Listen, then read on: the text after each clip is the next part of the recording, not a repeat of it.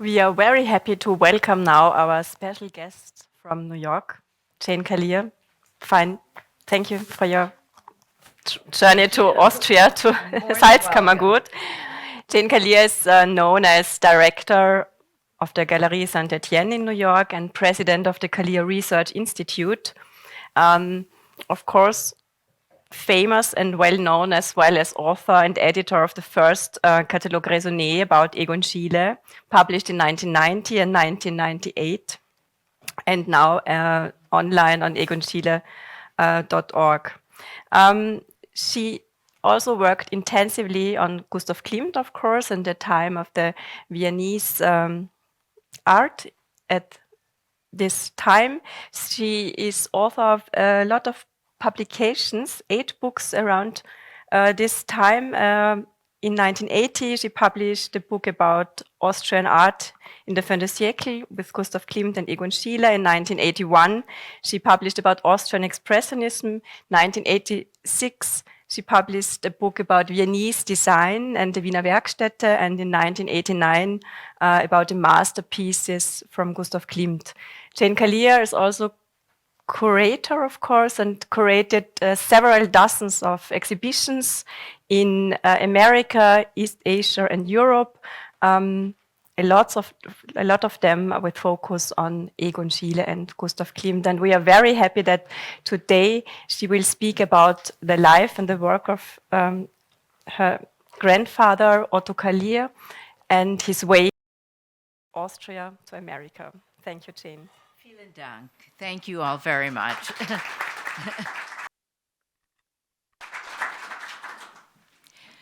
So my grandfather, Otto Kallir, was a collector and an art historian and an art dealer, but he got his start in Vienna as a publisher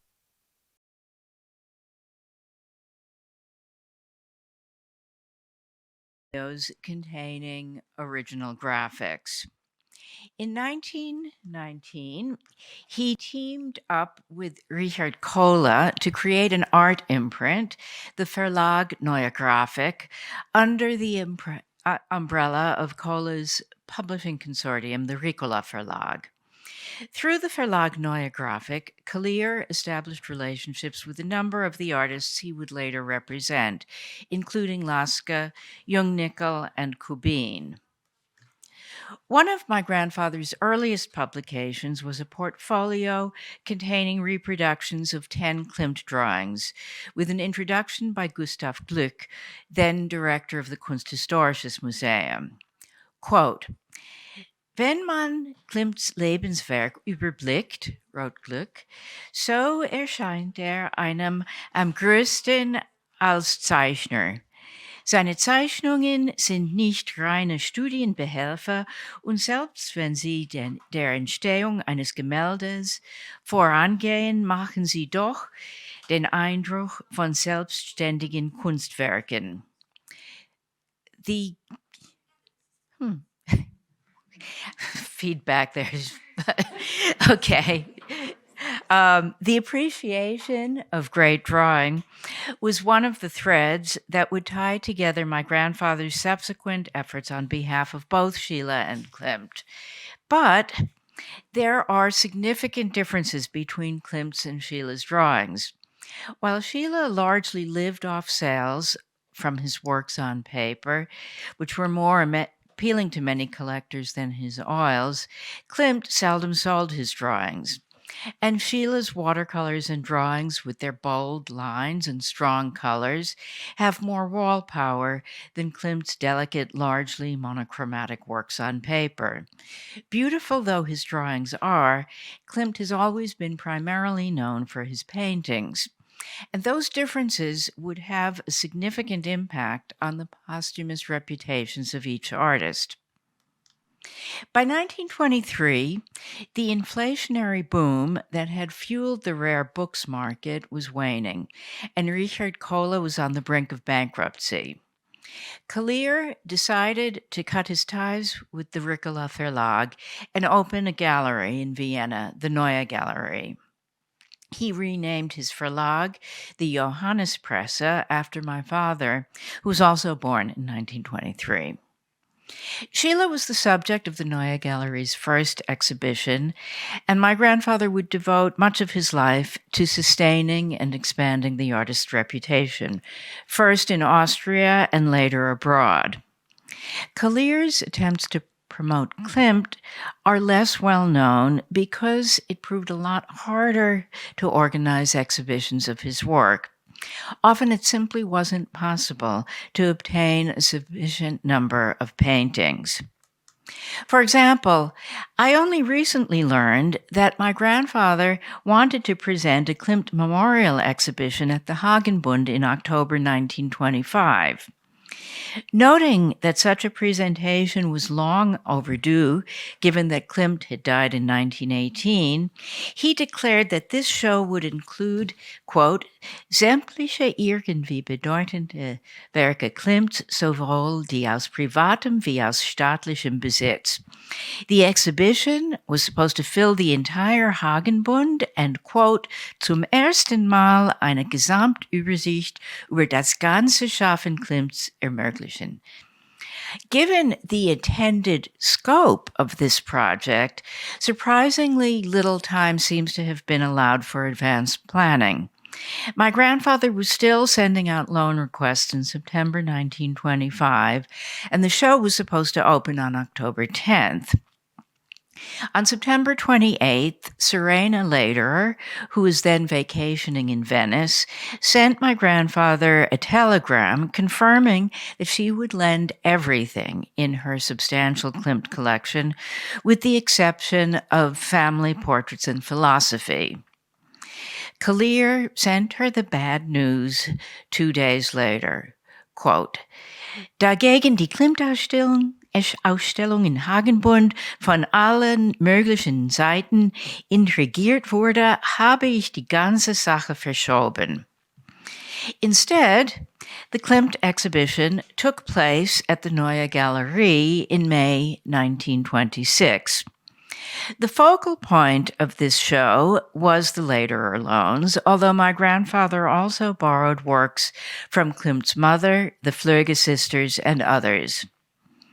In 1928, on the 10th anniversary of Klimt's death, the Secession finally organized a proper memorial exhibition.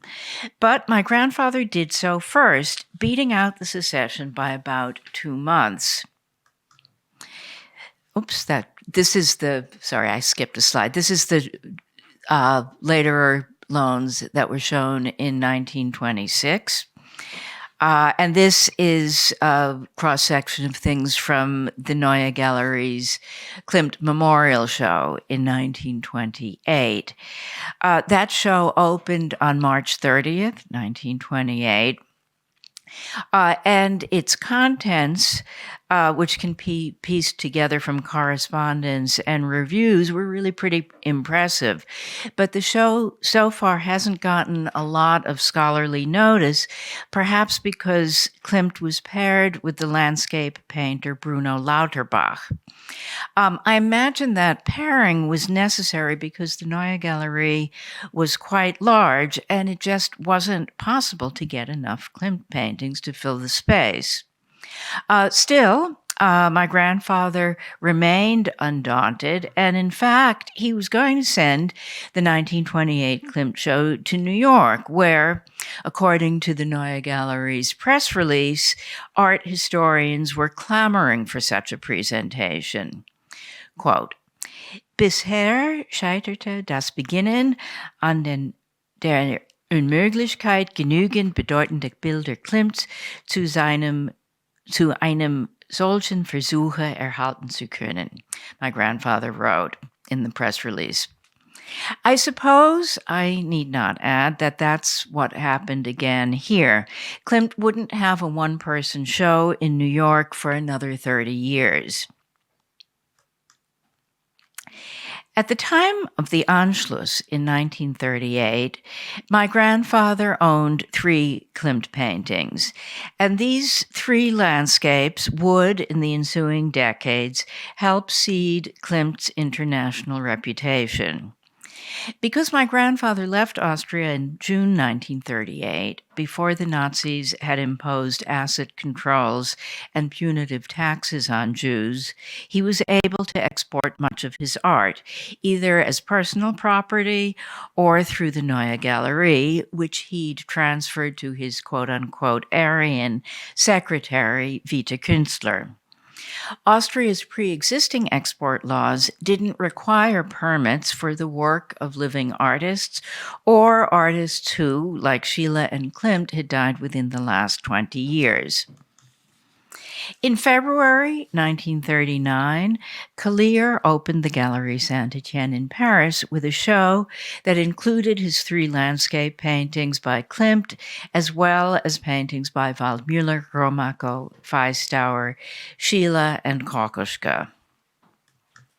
Fortunately, neither the Klimts nor Kallir remained in France very long.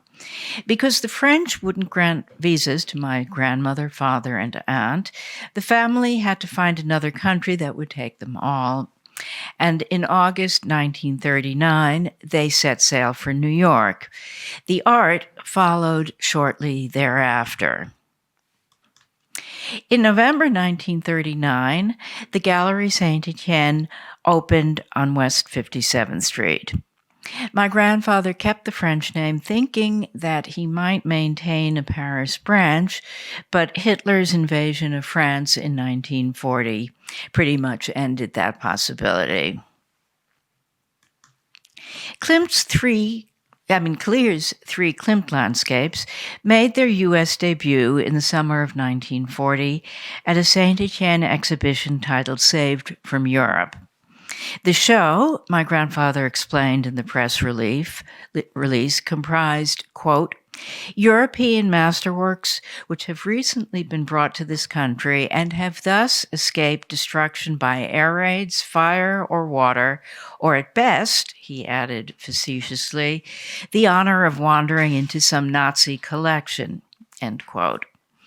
Another important feature of Saved from Europe, my grandfather noted, was that it included the work of major European artists, quote, whose names are scarcely known in the States, chiefly the 2 leaders of modern Austrian painting, Gustav Klimt and Egon Schiele, end quote.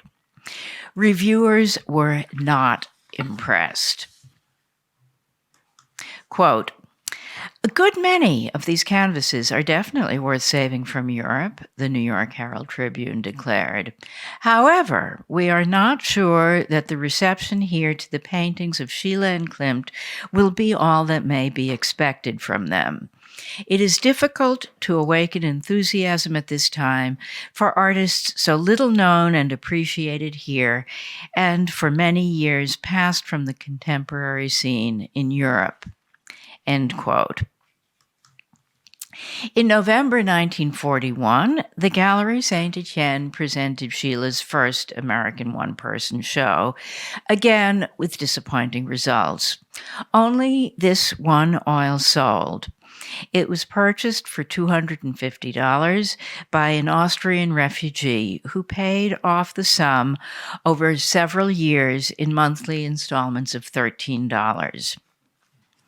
Writing to Leah Bondi-Yari, who before the Anschluss had owned Vienna's Galerie Wörthler, and who was now, like him, trying to establish a gallery in exile, my grandfather noted that, quote, alle Versuche österreichischer hier einzuführen sind gescheitert.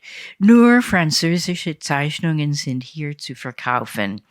Wenn sie mäßige Preise haben, dann kann man Impressionisten und vor allem Picasso verkaufen. Nevertheless, Kallir refused to give up, and he resolved to follow the Schiele show with a Klimt exhibition in 1942. To that end, my grandfather contacted Mary Urban, the widow of the Austrian-born architect and stage designer Josef Urban, who'd founded and run the Wiener Werkstätte's New York branch in the 1920s. Josef had brought to the U.S. 3 Klimt paintings, which Mary now owned. It seems Mary Orban was willing to lend her paintings to the gallery, but in December 1941, Kallir suffered a near-fatal heart attack, undoubtedly brought on by the strain of persecution and emigration. So the 1942 Klimt exhibition joined the growing list of such projects that had to be verschoben. Another Austrian immigrant who'd brought Klimt paintings to the U.S. was Friederike Bermonti, the only person to have the distinction of being painted by both Klimt and Schiele. In 1950, Bermonti loaned her two Klimts to the Gallery Saint-Étienne, where they were shown alongside Kallir's three landscapes in an group exhibition, Austrian Art of the 19th Century, from Waldmüller to Klimt. This show was designed to complement a contemporaneous exhibition of 17th and 18th century Austrian art at the Metropolitan Museum of Art, which had been organized by the Kunsthistorisches Museum. The KHM's director also contributed a foreword to the Galerie Saint-Étienne catalog, and the Saint-Étienne exhibition was sponsored by the Austrian Embassy and Consulate. Nonetheless, despite all this official support, my grandfather, in his opening remarks, again bemoaned the fact that, quote, Austrian art is by far not as well known in America as contemporary art of the other European countries, end quote. And he again expressed hope that the present exhibition would rectify this imbalance. At that point, the Galerie Saint-Étienne had been consistently exhibiting Austrian modernists for 10 years, and nothing much seems to have changed. Stronger measures were needed. In 1956, Kallir decided to give one of his Klimt landscapes to the Fogg Art Museum at Harvard University. Coincidentally, or not, this really did prove to be a turning point. In 1957, Kallir sold another of his Klimt landscapes to the Museum of Modern Art for $4,000. And in 1959, finally, the Galerie Saint-Étienne was able to mount Gustav Klimt's first American one-person show. At long last, there were enough oils for a proper exhibition. MoMA and the Fogg loaned back their landscapes. Mary Urban and Friederike Bermonti loaned their paintings, and my grandfather also tracked down canvases owned by other Austrian immigrants, including Alma Mahler-Werfel and Mrs. Andre Mertens. The show included 14 oils, just about every Klimt painting on U.S. soil at the time, with 3 significant exceptions. Shortly after the Saint-Étienne exhibition opened, my grandfather was contacted by Richard Murray, who, as it turned out, was a relative of his old business partner, Richard Kohle. Murray's Klimt is now owned by the Wadsworth Atheneum in Hartford, Connecticut. Another Klimt owner who contacted Saint-Étienne as a result of the 1959 exhibition was the architect Bruce Goff. Goff had been introduced to Klimt's work by Frank Lloyd Wright, who, according to Goff, also owned a small Klimt oil. These men were 2 of the earliest American-born Klimt collectors. Many years later, the Galerie Saint-Étienne sold Goff's 2 Klimts, and they now belong to New York's Neue Galerie. Mary Urban also eventually sold her 3 Klimts to or through the Galerie Saint-Étienne. In 1960, the Carnegie Institute of Art purchased the Orchard for $13,000. Later, my grandfather sold the Dancer, which today hangs in the Neue Galerie, and he bought the Baby, which he donated to the National Gallery of Art shortly before his death in 1978. Today, there are 8 Klimt paintings in American museums that came from the Galerie Saint-Étienne or from Otto Kallir directly, either through gift or purchase. Klimt also benefited from my grandfather's promotion of Schiele. In 1960, Kallir teamed up with Thomas M. Messer, then director of the Institute of Contemporary Art in Boston, to organize Schiele's first American museum show, which traveled to 5 cities. When, a few years later, Messer was named director of the Guggenheim, Kallir immediately contacted him and suggested he organize a larger follow-up show. With 24 Klimt oils, the Guggenheim's 1965 Klimt-Schiele exhibition remains among the largest displays of Klimt paintings ever seen in the U.S. It can be said that the broader popularity of both Schiele and Klimt really began with that show. Today, when Klimt has become a global brand, when his paintings command tens of millions of dollars and are featured on all manner of products, it's difficult to remember that this wasn't always the case. In mid-20th century America, Austria's artistic contributions had been doubly eclipsed, first by that nation's absorption in the German Reich, and then by widespread denigration of all things Germanic, which was a byproduct of both world wars. At the same time, the U.S. had become a superpower with enormous influence on the international cultural scene. Otto Kallir therefore believed that Klimt's reputation could only be resurrected if his importance was first acknowledged in the U.S. By championing the artist when few remembered him, and, when necessary, even giving the paintings away, my grandfather helped ensure that Klimt eventually got the recognition he deserved. Thank you.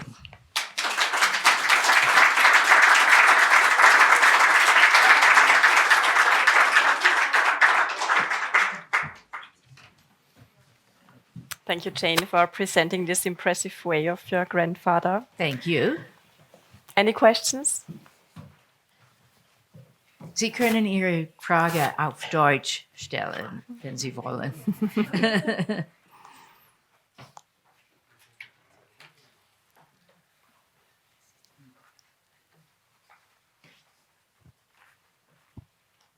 Ja.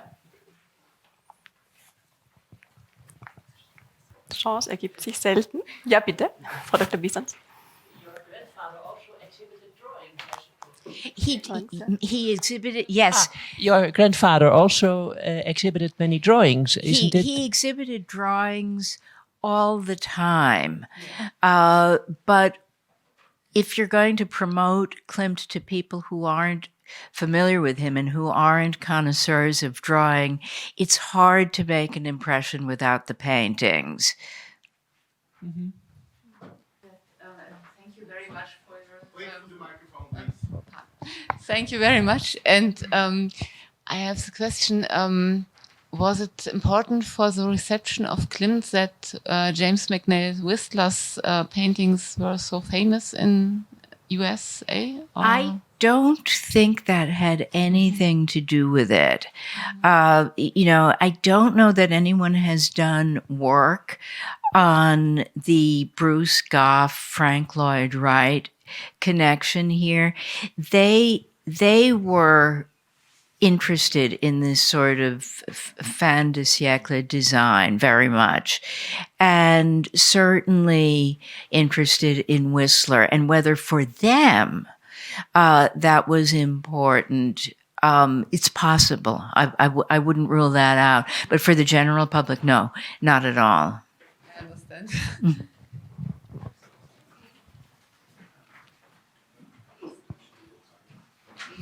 Pardon me, I'm a guest. My name is Anthony Olofsson.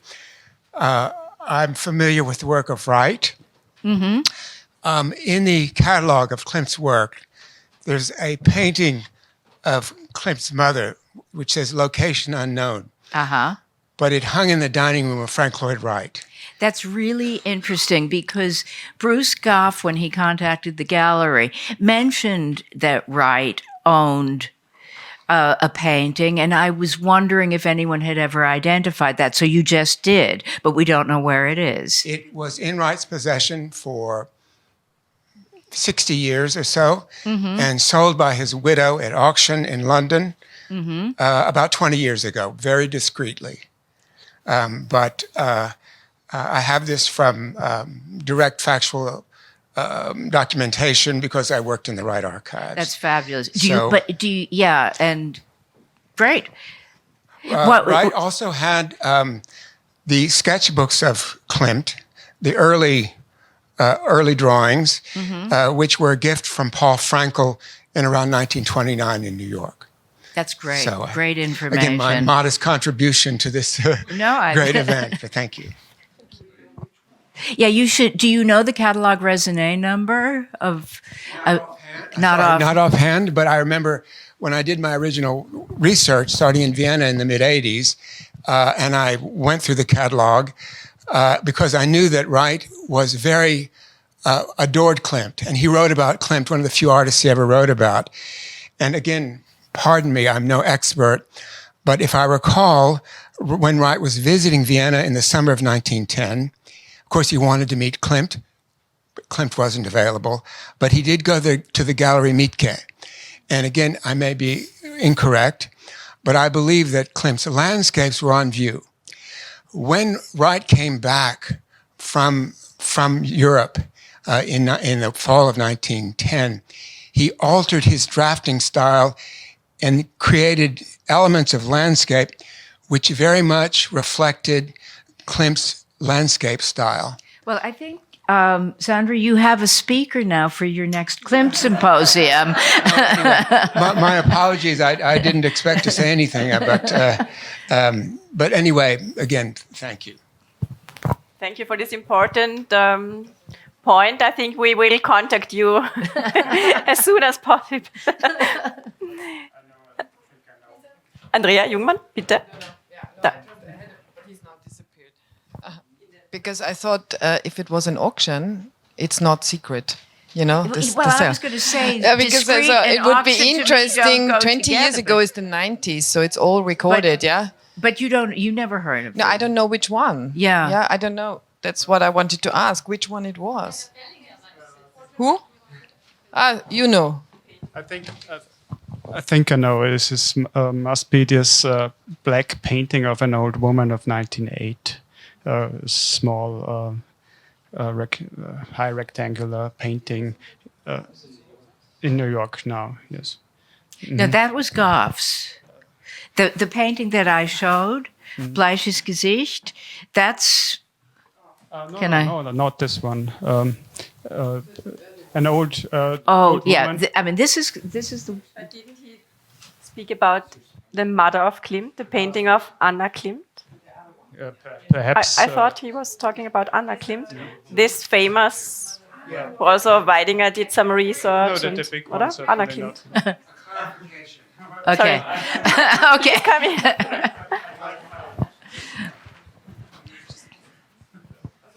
In the catalog, it is Die Alte Frau. Yeah, in the catalog. Frau. But this was the painting that Goff saw that hung in Wright's dining room, but was sold. And my wife corrects me; it couldn't have been 20 years ago. It had to be earlier that it was sold at auction from Mrs. Wright. So.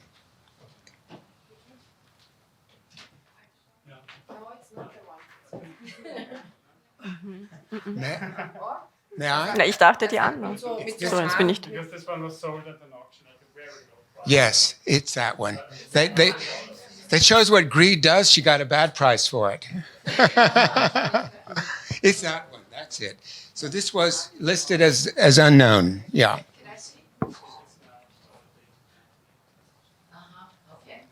So, sorry. Okay, thank you for this input. So, if there are no more questions, we close and thank you very much again. You're very welcome. Thank you.